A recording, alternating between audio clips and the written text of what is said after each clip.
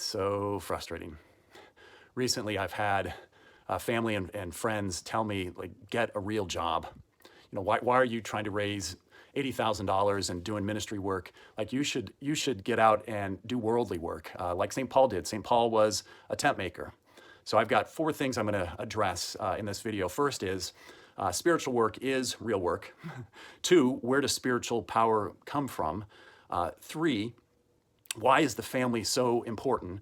And then lastly, how is it even possible to raise the $80,000 that's needed over the next 3 weeks? How is that even possible? So first of all, spiritual work. How is spiritual work real work?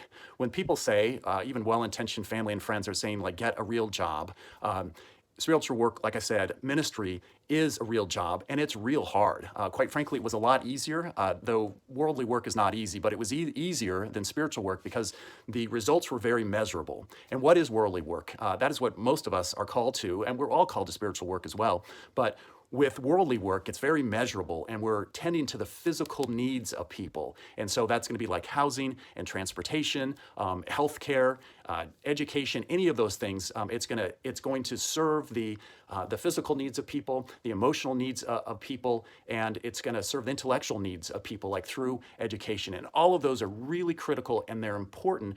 And what's the fruit of those? Is like we put people in houses. We cover them. We take care of their lodging. We put good food on the table. We make cars that are safe. We have, if you're a police officer, you help to make a community be secure. If you're in the military, you're helping to secure borders and to bring for there to be able to be peace. Those are all excellent and very necessary jobs that have to be done. But the biggest problem in all of those jobs, the biggest problems that people have to deal with, are actually spiritual. They're spiritual problems. That's where all the big problems come from. For instance, for a number of years, I've dealt with rental real estate. And the problems that I have aren't just the practicalities of putting a house in a good, fixing it up nicely and renting it out and finding good tenants. The difficulty is actually in finding good tenants. It's the difficulty is having people follow through with their word and tell the truth and take care of the property. There is so much money lost and wasted when people lie, cheat, and steal. I mean, that's what we're dealing with. And if you look at the big picture when it comes to being in the military or a police officer, what are they dealing with? Theft and murder, like those are the things, and the root cause of those are all spiritual. And if you look back and say, okay, like, why ministry? It's because we're trying to get back to the spiritual roots of things. Because in the beginning, if you go back into the garden, there was the big lie that Satan told. The lie that he told, his deception was that you're going to find happiness through disobeying God, through power and possession and pleasure, through the three P's. And those three P's, they won't satisfy you. You have an infinite hole in your heart that can only be filled with the infinite, who is God. And God, since God is infinite, he can fill your heart. And the fruit of chasing after power, possession, and pleasure is the capital sins, the 7 capital sins. And if you look at, for instance, just 2 of them, greed. How many problems do I deal with right now that have to deal with that are the root cause of them is greed? People who charge too much, people who put food on the table with false advertising, and they said, oh, it'll have these ingredients when they put fake ingredients in there that got people sick. Or they cut corners, and they cut corners to the point where it made food unhealthy. Or if you look at lust, one of the most hits on the internet are to pornographic websites, and so that's a multi-trillion-dollar industry. Why? It's because people are trying to find their satisfaction from pleasure, and pleasure will never totally satisfy you. It'll give you moments of relief, but it will never satisfy. So, is ministry work real work? Yes. And it's the most important work because it's solving the biggest problems, which are all spiritual problems. So number one, I want to cover spiritual work is real work. 2, where does spiritual power come from? Spiritual power comes from God. And how does God give spiritual power? He gives it through grace. And grace is God's gift of healing, of power, of strength, of peace. And so that all comes from God's from grace. That comes from God's gift to us. And what the Catholic Church teaches, the main 3 areas that we grow in grace, that we receive grace, 1 is through sacraments, 2 is through prayer, and then 3 is through good works. And so if you look at good works, like what are good works? Works that are done with virtue, where you're actually looking to love other people and to help them become who God has created them to be, where you're trying to assert other people's dignity and to serve them well. And so those three areas, one more under good works, another area is learning who God is like a good work is reading your Bible and studying the truths of the faith to realize like, who is God? Who am I? What am I made for? And there's one more really powerful thing when you think about grace and how powerful purity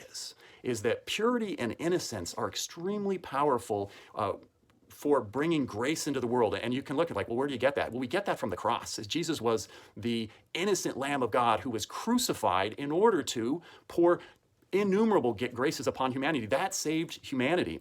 And the power of innocence, the power of purity is so enormous that if you want to look at, well, who's fighting against that? Satan. Satan knows this as well. Satan attacks. And what's Satan's sacrament? Satan's sacrament is abortion. He wants innocence killed. He wants souls murdered. And that happens through abortion. Satan is going to encourage pornography. Why? Because pornography brings about lack of chastity. Lack of chastity makes all hell break loose on earth. And so that's where Satan is attacking. And if you look at children, it's like he's going after children. Hitler, what did Hitler do? The Hitler Youth is if you can get the youth of a society, you can control society. You can, and again, power's not going to satisfy you, but Hitler thought that it was going to satisfy him. Communism, what's communism? What do they try to do is get into the schools, because if you can get the children off track early and get them focused on the wrong things, power, possession, and pleasure, then you can control them and have as much power, possession, and pleasure as you want. Another example, Planned Parenthood. One of the things that they did, people say, oh, they're really good. They're trying to help people with unplanned pregnancies. Well, the reality is they're a huge multi-million-dollar moneymaker, and they study what's it take to get abortions. And what they found is that they can get more abortions out of schools that they go into, starting in second grade, first grade, and they can go in there and become the experts. They're the ones who are teaching. They ask this question. It's very diabolical. They say, well, what do your parents call, what do you call your private parts? And the kids say all these, that's, they have all the different words that they use, and the Planned Parenthood person says, oh, no, let me give you that's not correct. Here's the correct term. And the kids say, oh, now they're learning this is what the correct term is. And it's not wrong to use the correct term. But my point is that they're displacing parents as the authority and the influence in the household. And what they found is that when they get into schools and they teach kids early anatomically correct terminology, and they become their friends and they share things with them that their parents hadn't taught them, but by the time these kids reach 6th grade, 7th grade, and into high school, they get double, triple the amount of abortions out of those schools compared to the ones that they don't go into and work on. So again, reaching the youth it's satanic. That's exactly where they want to go, because Satan preys on innocence. He preys on purity, because God is innocent, God is pure, and he wants to rip apart anything that looks like God in the world. And that's any of us who are seeking God and seeking to love. So what's powerful? Again, grace is powerful, and it comes from sacraments. It comes from loving God. It comes from prayer, and it comes from good works done virtuously. Third thing, why is the family so important? Because the family is absolutely the most important place where this stuff gets learned. Every family passes on the faith. It's either going to be a faith in love, that love will satisfy your heart, loving God and loving your neighbor, or it's a faith in loving yourself in a disordered way, and that power, possession, and pleasure are going to satisfy your heart. So the faith is always passed on in the family. And so where do good doctors come from? Where do good workers come from? Where do good teachers come from? They come from the family. Where do bad workers come from? Where do bad teachers come from? Where do bad politicians come from? They come from the family. So the family is the nexus. The family is the point where good and bad, the good either takes root or it gets rooted out. Family is critical. It's key. So if we know, and John Paul II said, as the family goes, so goes the nation, so goes the world in which we live. He didn't say as the economy goes, as education goes. He said as the family goes. So the family is key. And then why? Why is it so key when kids are young? Because there's an expression, as the twig is bent, so grows the branch. If you can get kids pointed and parents pointed in the right direction, especially kids early on, then they're going to tend to stay in that direction for their lifetime. They're going to know what is right. They're going to have experienced joy and peace. They'll know what spiritual joy is. So you need to get them early. And if early on kids learn about truth, and they learn about love, and they learn about selflessness, it's a lot easier for them to hold on to that for their whole lifetime. And some people say, well, why are you doing ministry with families? And again, I answer that question, why that's really important. They'll say, but let's be real, that's not going to have an effect for another 20 years. That's true, it will have an effect in 20 years, but it will have an effect right now, because if you look at an individual act of seeking to love God in a pure way, what act is the most innocent, most pure ever that's happened in the history of humanity? The crucifixion. One act at one moment of time poured out graces to save all of humanity. And God is teaching us through that for us, we get to participate in that. Every act of love and of self-sacrifice that we do in this moment pours out to all of humanity. So it does make a difference right now. And there's a scripture verse in Psalm 8 that says, God finds praise on the lips of children to confound his enemies. So that when children, pure innocent children, like Jesus was pure and innocent on the cross, pure innocent children are loving God and doing what God has asked him to do, that is actually pouring out grace right now that's impacting the whole world. And there's an example I learned about, and I thought, gosh, this is tremendous, and it's a good analogy for how important it is to do the right thing every moment of our life. Like, ask God, please help me to do that. Back in September of 1986, I was in my junior year of high school. There was something called the Great Nuclear False Alarm. What happened? There was almost worldwide nuclear war. There was a man by the name of Stanislav Petrov, and he was a Russian. And he was a military man, he was manning his station, and he had seen what looked like, according to the computer system, that the United States had launched a nuclear intercontinental ballistic missile at Russia. And so he was supposed to, when he saw that, send that information up the line, but he thought for a moment, was like, wow, why would the United States actually launch a nuclear war and only launch one? And so he said, this has got to be a false alarm. So he didn't report it. He told all the people who were staring at him, no, we're not going to pass this on. And then a few minutes later, 5 minutes later, there were 4 intercontinental ballistic missiles that were coming towards him. At least that's what the computer said. And he thought about it some more, and he's like, this can't be. If the United States, right now we have a policy of mutual annihilation. And if they're going to try to attack us, there's no way that they're only going to send 4 nuclear bombs. They're going to send their whole arsenal against us. So it's like, I don't believe that this is actually the United States attacking us. And so he didn't call it up the chain. And a few minutes later, all those lights disappeared. There weren't any nuclear bombs coming at Russia. And so he hadn't passed it up the line. And they've said that if he had, that would have been it. The Russians would have returned with all-out nuclear war. There's one man who believed that, wait a second, I don't think it can be this way. There was a moment of grace that changed the course of history. Look it up, 1986. And so you got to know that this isn't just, so that's in the natural order. In the spiritual order, this happens all the time. Every act of love that you do is reaching out and impacting the whole of humanity. There's an axiom in the spiritual life that the church puts forward. Every soul that rises above itself raises the world. That means you.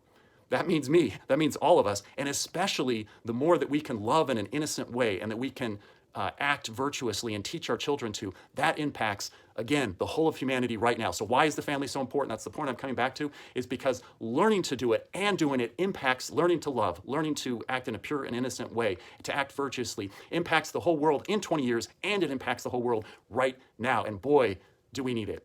So why are you making Family Conquest free? Shouldn't the families who use it pay for it? Sure, they should pay for it. However, in order to reach the maximum number of people, if we make it free, we don't have to have a conversation about money. We can just share with them this great tool that helps them to connect with God and to connect with each other before it's too late. Because there's a short window that parents have to actually love their children and convince their children of their love, and also to convince their children of God's love and to get to know who God is and who they are. And so it's a critical time, and we make it free for a greater reach. A second reason we make it free is that families, their budgets are stretched more than anyone's. And so for the families who can pitch in and do more, great. But if we make it a nonprofit, free will donation, then people can give across the board to cover it so that we can reach, again, more people.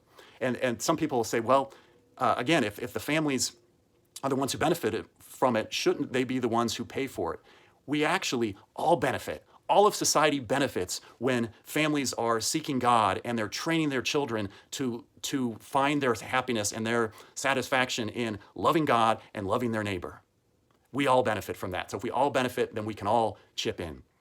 Fourth, what's the last thing I want to cover is that we need to raise $80,000 over the next 3 weeks between now and May the 20th. How are we ever going to be able to raise $80,000? We don't actually have to have the full $80,000 in hand. We just have to have a commitment for $80,000. And a friend of mine sent me an email and he said, Michael, what you're doing is so important. He's like, just tell people, if we just get 100 people to give $800, there's $80,000. And I thought, well, yes, that's the case. $800 is still a lot. However, $16.50, that's not a lot. Let me explain. If there was a fire, a wildfire that was coming towards your community, coming towards your city, coming towards your neighborhood, and the firemen were coming to the neighborhood and saying, like, we need more gas to get out there, and we're tired and hungry. Would you chip in $16.50 so we can get a cup of coffee and that we can have enough gas to get over to fight the fire to keep it away from you? Who wouldn't say, yeah, I've got that? If you gave $16.50 a week, multiple for a month, $16.50 times 4 is $66. $66 times 12 months is $800. And so if people would be willing to just say, you know what, in society right now, there is a wildfire, and it is coming and consuming us, and it's consuming us already. My budget's already being consumed by the crazy prices. I'm getting frustrated over and over by things that are breaking, that are being cheaply made. We're not living in a virtuous society right now, and so we're all paying. So how can we raise $80,000? It's going to happen through people saying, you know what, I'm willing to make that kind of a commitment. I'm willing to say, I will chip in $16.50 a week. I'll do $66 a month. And if we get 100 people to do that, that will be, and again, it doesn't have to be, it can be raised over time. It can be a pledge. How can you do that? If you look at the links below this video, there's a link to Family Conquest. You can learn more about the ministry. There is a link to the fundraiser, and if you click on the link to the fundraiser, you can donate by credit card. You can donate by check. There's also, if you just want to pledge and say, I want to get a hold of you, Michael, my email address, my phone number is in the link below. So, and last thing is share this fundraiser with other people, because again, the family is so crucial. We either sacrifice now or we're going to sacrifice later. We're being sacrificed right now because families have not followed what God has called them to do. And this ministry is helping families to be able to start focusing in on God's plan. Because when God gave the great commandment, you shall love God with all your heart, all your soul, all your strength, all your mind. That isn't just a commandment, this is a good thing to do so that God can be on an ego trip. That actually satisfies our hearts, and we actually get to enjoy life far more, because as we're loving God and loving other people, that's what we're made for. That's what actually satisfies us. So we either sacrifice now and put money into a spiritual ministry that's going to help families become who God has called them to be, called us to be, or the money's going to be blown anyways because it's going to go out in society from the worldly, from all the worldly difficulties that we're facing right now, because people aren't living in a virtuous way. So number one, spiritual work is real work. Number two, spiritual power comes from the sacraments. It comes from prayer. It comes from good works. Number three is the family is critical. Number four is we can raise $80,000 if people are willing to invest and say, you know what, it's worth it to support the family, because as the family goes, so goes the nation, and so goes the world in which we live. Join us in this fight to save the family, which has an impact on all of society.